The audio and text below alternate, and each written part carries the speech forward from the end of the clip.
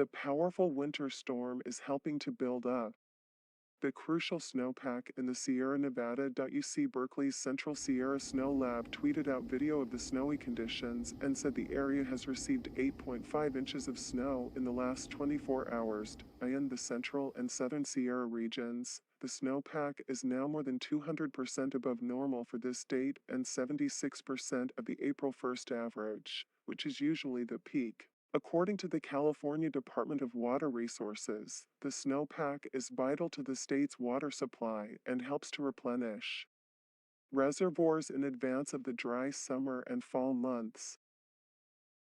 The storms won't be enough to officially end the state's ongoing drought, now entering its fourth year, but they have helped.